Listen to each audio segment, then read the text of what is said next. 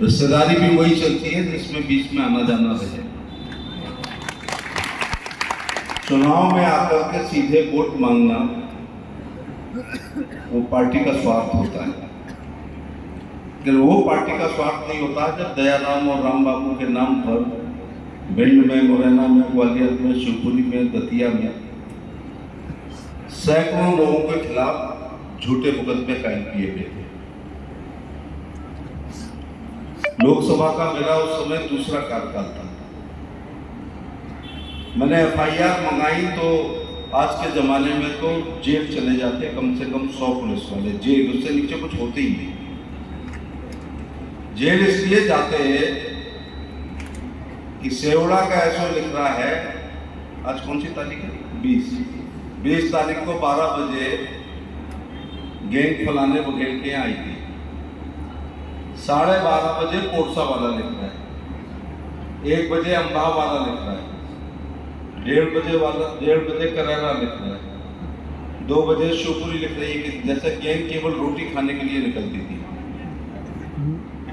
इससे ज्यादा झूठे मुकदमे मैंने अपनी लाइफ में नहीं देखे थे कि एक ही दिन में 3 जिलों में एक ही समय पर पुलिस के द्वारा मुकदमे कायम किए गए। आज के जमाने में जब सुप्रीम कोर्ट में एक रेट हो जाती है तो कोई माई का लाल उनको जेल जाने से रोक ही नहीं सकता। जेल में खाना कहीं ना कहीं खाया होगा, इसमें कोई दो राय नहीं। किसी ने संरक्षण दिया होगा, किसी ने कारतूस भी उपलब्ध कराई होगी, किसी ने पकड़ भी करवाई होगी, किसी ने फिरौती भी दिलवाई होगी, लेकिन 3000 लोगों ने खाना नहीं खिलाया था जितने मुकदमे कायम। मुझे आना पड़ा था, बड़ी दुधारू तलवार। पहला संदेश ये जाएगा कि मैं डकैतों को संरक्षण देने के लिए आया हूं। मुझे याद आ रहा है ग्वालियर में 1100 ट्रैक्टरों को झंडी दिखा करके मैंने उस आंदोलन की शुरुआत करी थी। और राजनीति में बड़ी झूठ बोला जाता है। एक सज्जन ने VP सिंह साहब को ये कह करके कि मध्य प्रदेश में बिजली के भाव बढ़ गए इसलिए एक आंदोलन होगा। VP सिंह साहब आए, बिजली पे लगातार बोलते रहे। 30 मिनट बाद मैंने कहा कि ये बिजली का आंदोलन नहीं है, ये पाल बघेल समाज के ऊपर जो झूठे मुकदमे ये चंबल ग्वालियर संभाग के तमाम थानों में लिखे गए हैं, उस उत्पीड़न के खिलाफ ये आंदोलन है। तो उनका मुझे तो कहा गया है कि बिजली के बिल किसानों में बढ़ गए हैं। मुझे याद आ रहा है कि ऐसा लोग कहते हैं कि ग्वालियर में इससे बड़ा कोई आंदोलन नहीं हुआ। जो बाहर था वो अंदर नहीं आ पाया, जो अंदर था वो बाहर नहीं जा पाया। और मुझे याद आ रहा है कि कोई शुक्ला जी IG हुए, वो 1.5 घंटे मैंने खड़ा रखा था। और आप ज्ञापन दे लेते हैं SDO की, अगर वो रेट हो जाती तो रेट तो आपको करनी पड़ेगी जो पीड़ित है। मैं सलाह देके गया था, लेकिन मुझे बताया गया कि उसके बाद 6 महीने तक कोई मुकदमा पंजीकृत नहीं हुआ। उसके बाद उनका एनकाउंटर हो गया। तो मैं पहले पूछने ही आया था कि एनकाउंटर कब करोगे। दयाराम और राम बाबू तुम्हारे लिए दुधारू गाय हैं, तुम चाहते हो वो जिंदा रहे। उनके बहाने हमारे समाज पर हजारों मुकदमे करा करके और आप रिश्वत ले और उनको जेल का कह करके आप पैसे ले सकते। और जैसे ही बड़ी गैंग के संरक्षण की बात होती है तो ये मनतासीन नेता भी फिर नहीं बोलते, तो ये कहते हैं अरे भाई बहुत सीरियस मामला है, दयाराम राम बाबू का मामला है, इसमें सिफारिश नहीं होगी। झूठे में तो करना चाहिए तो झूठा मुकदमा। ऐसा थोड़ा होता है कि ये लोग सारे मुकदमे, तो GD और CD इनके अपने घर की है। थाना अध्यक्ष लिखेगा जब ये मुखबिर सूचना मिली कि दयाराम और राम बाबू सेवड़ा में राधेलाल बघेल के घर रात में आएंगे, कुछ कारतूसों का आदान प्रदान होगा। ये सोच कर हम वहाँ गए तो गैंग भाग गई थी और ताजा ताजा खाना वहाँ पर रखा हुआ था गरम गरम। ऐसा ही एक कोतवाल लिख रहा है वहाँ अम्बा में, एक कोरसा में, एक गोहर में, एक लाहौर में। तो आप सोचो कि गेंद खाना खाती है या पूरे दिन एक दिन में 5 दिनों में खाना खाती है। बहुत कठिन काम था इस आंदोलन को कम करना। इसमें पहला आरोप करने वाला था कि आप अपनी जात के डकैतों का समर्थन करते हो, लेकिन मैंने आते ही पूछा था मुझे इनकाउंटर की तारीख चाहिए, आप मारने नहीं चाहते उसको, हम तो सरेंडर भी करा देते अगर मध्य प्रदेश के तत्कालीन मुख्यमंत्री पर एतवार होता तो। आपको पता है दिग्विजय सिंह जी मुख्यमंत्री, मैंने उनके भाई जो मेरे साथ एमपी थे उनसे चर्चा की थी, लेकिन कोई ठोस जवाब न मिलने पर तो हम अपना कद बढ़ाने के लिए कभी किसी को फांसी पर नहीं चढ़वा सकते कि केवल मेरा कद। खैर वो एक चैप्टर यहाँ से शुरुआत कर रहा हूँ। फिर वास्तव में एक बार बिजली वाला आंदोलन भी किया, वो मुन्ना लाल गोयल, वही बहुत भयंकर था। रात 3 बजे हमने खत्म किया, 3 बजे कोई आंदोलन चलाओ मध्य प्रदेश में तो बताओ। वो भी कलेक्टर को कहा था जब तक धरना स्थल पे नहीं आओगे तब तक ये नहीं कॉल आउट होगा। वो भी जीती, तो मैंने कहा नहीं आ रहे हो तो तुम्हारा घर घेरेंगे और 5000 लोग तुम्हारे बंगले के चारों तरफ सुबह वाला काम करेंगे जो होता है। तब कलेक्टर को आना पड़ा, कोई साउथ इंडियन। मेरा कहने का मतलब है कोई अपना रिपोर्ट कार्ड बताने नहीं आया, लेकिन जितना हम आते हैं उतना कभी कभी हमारे चुनाव में भी आ जाएगा। तो ये प्यार जो है ना ये एक तरफा नहीं होता है, दोनों तरफ होगा तो चलेगा। तो धन्यवाद आप सबका कि इतना अच्छा आपने सम्मेलन किया है। और मैं सबसे पहले प्रातः वंदनीय पूर्ण श्लोका गौ माता महारानी महिला का होकर के चरणों में प्रणाम करना चाहूँगा और गोपाल जी का धन्यवाद देना चाहूँगा। जो जात वर्ग क्षेत्र धर्म अपने पुरखों का सम्मान नहीं करता है वो कभी आगे नहीं बढ़ता। और पुरखे भी ऐसे हों जिन्होंने 12,776 मंदिरों का जीर्णोद्धार किया, जिन्होंने 12 के 12 ज्योतिर्लिंगों पर मनो चांदी और सोना लगवाने का काम किया, जिन्होंने लगभग शक्तिपीठ पर टूटे हुए शक्तिपीठों पर काम किया। और माफ करना जितने आज एमपी में उतने ही रियासत हुआ करते हैं, लगभग उतने लगा थे। तो हमसे पहले थोड़े टूटे मिले। 1192 में मोहम्मद गोरी ने पृथ्वीराज चौहान को हरा दिया तो भारत की सभ्यता, संस्कृति, धर्म, आध्यात्म, गीता, पुराण, महाभारत, उपनिषद, रचनाएं, साहित्यिक, सामाजिक, धार्मिक मान्यताओं पर कुठाराघात किया, मंदिर टूटे। उसके बाद उसके गुलाम कुतुबुद्दीन ऐबक ने तोड़े, फिर इल्तुतमिश ने तोड़े, फिर रजिया ने तोड़े, फिर बलबन ने तोड़े, फलाउद्दीन खिलजी ने तोड़े, मोहम्मद खिलजी ने तोड़े, जलालुद्दीन खिलजी ने तोड़े, फिरोज तुगलक ने तोड़े, मोहम्मद तुगलक ने तोड़े, गयासुद्दीन तुगलक ने तोड़े, सिकंदर लोदी ने तोड़े, बहलोल लोदी ने तोड़े, इब्राहिम लोदी ने तोड़े। बाबर ने तो अयोध्या में जो किया सबको पता है। हुमायूं भागता रहा था इसलिए ज्यादा नहीं तोड़ पाया। अकबर चालाक था, उसे पता था कि जब तक यहाँ की जनता सनातन धर्म का विश्वास नहीं हासिल करूंगा तो इतने बड़े देश में राज नहीं कर पाऊंगा। लेकिन सुलेकुल तो बनाया था, दीन इलाही तो बनाया था।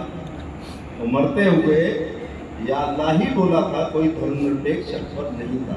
इसलिए जो लोग अकबर को महान कहते हैं मैं इस बात का खंडन करता हूँ। फिर जहांगीर ने गुरु तेग बहादुर को मारा, गुरु अर्जुन देव जी को मारा, फिर गुरु तेग बहादुर को औरंगजेब ने मारा। और औरंगजेब को आगरा के एमपी से ज्यादा कौन जानता है। ये थी हमारी महारानी। ये टूटे हुए विरासत में इस देश के 542 राजाओं को मिले, लेकिन काम कराने का काम किसी ने किया है तो हमारी दादी रानी, हमारी अहिल्याबाई होलकर। थोड़ी एक गलतफहमी आज दूर करके जाना, हम कोई राजवंश के लोग नहीं हैं, हम विशुद्ध चरवाहों के बच्चे हैं। इस देश में रानी की पेट से लगभग सभी राजा पैदा हुए हैं, ज्येष्ठ, चाहे वो थोड़ा पागल ही क्यों ना। महाराज जयपुर हो, महाराज जोधपुर हो, महाराज उदयपुर हो, तुम्हारे यहाँ महाराज छतरपुर हो, बिजावर हो, टीकमगढ़ हो, पन्ना हो, दमोह, ये सब रानी के पेट से पैदा हुए। इसमें क्या तारीफ करने की जरूरत है। ताली वाली तो बात है, इस देश में केवल एक राज्य है जो तलवार से पैदा हुआ है, रानी की पेट से नहीं पैदा हुआ, वो है होलकर साम्राज्य। एक बच्चा भेड़ चरा रहा था, एक सेनापति वहां से गुजरा, बच्चे को भाजपा की भाषा में राष्ट्रवादी था, उसे गुस्सा आया, उसने एक पत्थर उठाया और सेनापति के सिर पे मारा। सेनापति का सिर फूटा, बच्चे को पकड़ के लाया गया, भाई तूने पत्थर क्यों मारा? तो उसने कहा हमने मलेच्छ समझ के, ये फारसी में मुसलमानों को मलेच्छ समझ के मारा। उसने कहा नहीं भाई हम तो पेशवा हैं, चल माफी मांग। तो बच्चे ने कहा अब तुम चाहे पेशवा हो और चाहे तुम शाह आलम हो, पत्थर मारा तो मारा, माफी नहीं मांगेंगे। कितने लोगों की दम है ये जवाब देने की यहाँ पर? इसके बाद टिकट मांगो, कोई गुड़ ढीला है, कोई धनिया ढीला बनी है, तो हम 1 मिनट में ठीक कर देंगे। अरे अपने पसरे हुए बहते हुए गुड़ को तो संभालो। ऐसा जवाब या तो गर्दन कटवा देता है या गर्दन पर ताज रखवा देता है। पेशवा खुश हुआ, उसने कहा फौज में भर्ती होगा। बच्चे ने रिस्क ली, भेड़ों को गोल गांव की तरफ भाग दिया और फौज में भर्ती हो गई। 18 साल की उम्र में अगले दिन युद्ध की जीत का कारण वो बच्चा बन गया। तो पेशवा जो लड़ते थे वो उस बच्चा बहुत बड़ा जीत का कारण होता था। उसको 50 घोड़े की मनसबदारी, फिर 100 की, फिर 150 की, फिर 200 की, फिर 250 की, 500 से बड़ी होती नहीं। बाद में बड़े पेशवा मर गए, छोटे से फटी नहीं। 67 युद्ध तब तक जीत चुके थे। तो महेश्वर में अपना राज्य स्थापित किया, बाद में इंदौर में राजधानी की। उस पत्थर फेंकने वाले का नाम है सूबेदार मल्हारराव होलकर। अब अपना राजा हो गए तो राजा का बच्चा तो फिर राजा हो गई। तो मानेराव, खंडेराव, तुकोजीराव होलकर, यशवंतराव होलकर, फर्स्ट तृतीय शिवाजीराव होलकर, 14 राजा हो गए। तो केवल एक नेपोलियन की तरह, नेपोलियन बोनापार्ट तो केवल कारपोरल था।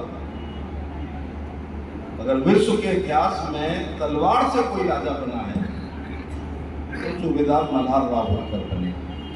तो हम में से एक राजा है, हमारे एक परिवार में से, हम राजाओं में से नहीं।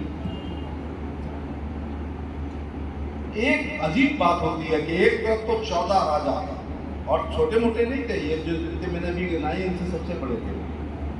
ये सिंधिया के इक्वल थे, गायकवाड़ के इक्वल थे, भोसले के इक्वल थे, पेशवाओं के इक्वल थे। 4 ही राज पड़ जाते, देश बटा था पेशवाओं में, होलकरों में, सिंधियाओं में, गायकवाड़ में और नीचे निजाम।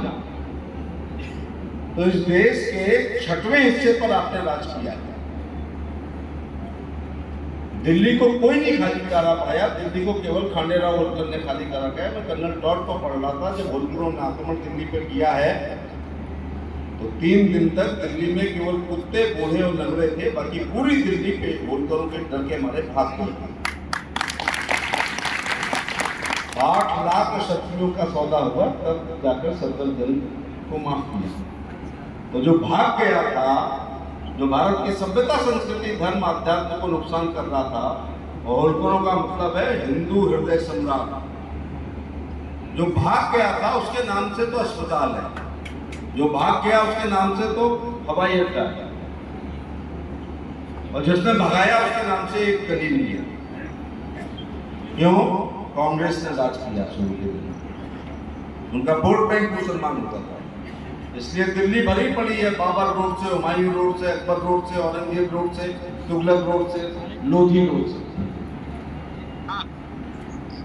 लेकिन कहीं बाजीराव पेशवा का नाम नहीं है, कहीं गायकवाड़ों का नाम नहीं है, कहीं होलकरों का नाम नहीं है। मुझे माधव आनंद के नाम होने पर एक सड़क का नाम खान मार्केट के आसपास। कौन दोषी है? कांग्रेस। वो भी लगो है अगर तो सजा मिलनी चाहिए नहीं मिलनी चाहिए? दिया करो। ऐसे सम्मेलनों से बहुत जागृति आती है। अरे सम्मेलन के बाद मैसेज मिल जाना चाहिए। मैं तब से सो रहा था, मंच पर मैसेज मिल ही नहीं रहा, ये नींद आ रही है। बोर पिक्चरों में भी मैं बहुत सोता हूँ, 3 घंटे सोने का कोई अच्छा कोई तरीका नहीं है। जयंतियों से जागृति आती है, जागृति से सोच बदलती है, सोच से संघर्ष करने की क्षमता आती है, संघर्ष से सत्ता मिलती है, सत्ता से इतिहास बनता है। तो इतिहास ऐसे ही 31 मई को अथवा 20 सितंबर को पढ़ा लिखा समझा और सराहा जाता है। मैंने कहा ना कि जो जात वर्ग क्षेत्र धर्म अपने पुरखों का सम्मान नहीं करता वो कभी आगे नहीं बढ़ता। और पुरखे भी ऐसे है कि इंग्लैंड में जब बच्चा रोता था तो मैं कहती थी चुप हो जा नहीं तो होलकर आ जाएगा, क्योंकि यहाँ पर वो देख चुके थे। ये अजीब स्वभाव की बिरादरी है। एक तरफ दयाराम राम बाबू और एक तरफ बिल्कुल पलटूरिया चाहिए पकड़ के ले जाएगा। ये बात सच है कि मैं कर्नाटक जाऊं तो वहां का नेता कहता है बेचारे कुर्बा, हिमाचल जाऊं बेचारे गद्दी, यूपी बेचारे पाल बघेल बनेगा मध्य प्रदेश, राजस्थान जाऊं बेचारे गाड़ी। ये बेचारा शब्द आपसे पहले क्यों लगाया जाता है? मुझे गर्व के साथ कहना है किसी जात से तुलना नहीं करनी है कि हिंदुस्तान की सबसे सीधी कोई बिरादरी है तो वो हमारी बिरादरी है। लॉयल भी है, इनोसेंट भी है, लेकिन ये कलियुग है। मुझे लोग सामने सिंदूरे कहते हैं और पीछे तुम्हें चूतिया कहते हैं। भाई ये नॉन वेज शब्दों को निकाल देना, पार्लियामेंट तो है नहीं, तो बघेल सभा है, पीछे वही शब्द बोला जाता है। जिसके प्रचार में जाओ, अरे ये तो और से हमारे साथ है, तो शुरू से हमारे साथ है। और एक डायलॉग बोल दो, चाहे तुम्हारे लिए कुछ करो या न करो, तुम्हारा